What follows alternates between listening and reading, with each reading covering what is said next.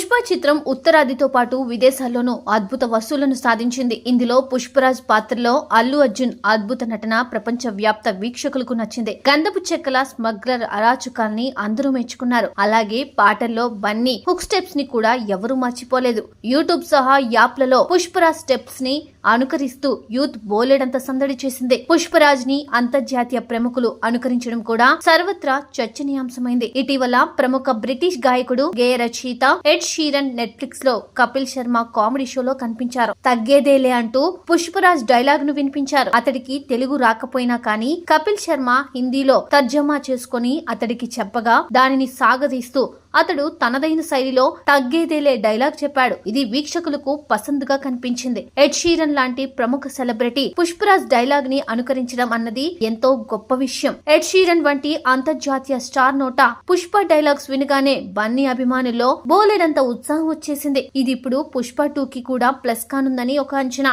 షీరన్ dialogue కి సంబంధించిన video ఇప్పటికే అంతర్జాలంలో వైరల్ అయింది. పుష్ప 2 ఈ సంవత్సరంలోనే విడుదల కానుంది. ఈ ఏడాది విడుదలవుతున్న పాన్ ఇండియా చిత్రాల్లో అత్యంత క్రేజీ మూవీగా పుష్ప 2 పై అంచనాలున్నాయి. ఇందులో రష్మిక మందన కథానాయికగా నటిస్తోంది. సుకుమార్ దర్శకత్వం వహిస్తున్నారు. పుష్ప 2 కోసం ప్రపంచ వ్యాప్తంగా అభిమానులు ఆసక్తిగా వేచి చూస్తున్న వేళ ఎడ్ షీరన్ లాంటి ప్రముఖుల ప్రచారం పెద్దగానే కలిసొస్తుంది.